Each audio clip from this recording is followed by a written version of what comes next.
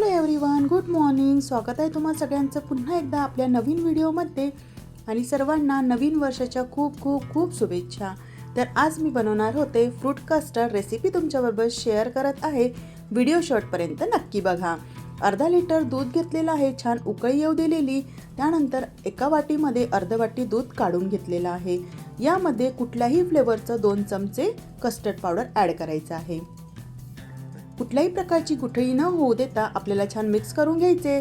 त्यानंतर राहिलेल्या दुधामध्ये आपण हे मिश्रण मिक्स करून घेऊयात. तर फास्टमध्ये आपल्याला ते मिक्स करून घ्यायचं आहे, जेणेकरून त्याच्यामध्ये सुद्धा गुठळ्या होऊ नये. गॅसची फ्लेम लो ठेवावी, लो टू मीडियम. तर बघू शकता असं छान घट्टसर असं आलेलं आहे हे दूध. याच्यामध्ये आपल्याला आवडीनुसार साखर ॲड करावी. मी 4 चमचे साखर ॲड केलेली आहे. त्यानंतर रूम टेम्परेचरवर येण्यासाठी दूध फॅनच्या खाली तुम्ही ठेवू शकता. तर जवळपास अर्धा पाऊण तासानंतर दूध रूम टेम्परेचरवर आलेलं आहे आणि त्यानंतर यामध्ये आपल्याला जे फ्रूट्स आवडत असतील ते सगळे फ्रूट्स तुम्ही याच्यामध्ये घालू शकता. मी घातलेलं आहे ॲपल, त्यानंतर डाळिंब. दिसायला खूप छान दिसतं. रेड, व्हाईट आणि ब्लॅक असे कलर्स असतील तर ते दिसायला सुद्धा खूप छान दिसतात.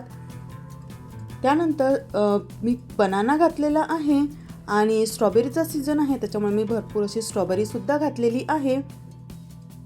आणि हेल्दी फूड म्हणून मी किवीसुद्धा घातलेली आहे. तुम्ही याच्यामध्ये ड्रायफ्रूटसुद्धा घालू शकता.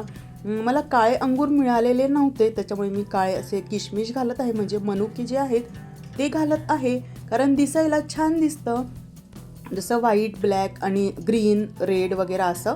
त्याच्यामुळे मी काळे मनुके घातलेले आहेत. आणि फ्रीजमध्ये 4 ते 5 तासासाठी आपण छान सेट करून घेऊया. त्यानंतर खायला घेऊया. तर मी वर्षाचा शेवटचा दिवस चला बाय करण्यासाठी आणि नवीन वर्षाचं स्वागत करण्यासाठी फ्रूट कस्टर्ड बनवलं होतं. रेसिपी तुमच्याबरोबर शेअर केलेली आहे. नक्की करून बघा आणि आवडल्यास सबस्क्राईब, पेजला फॉलो करायला विसरू नका. बाय.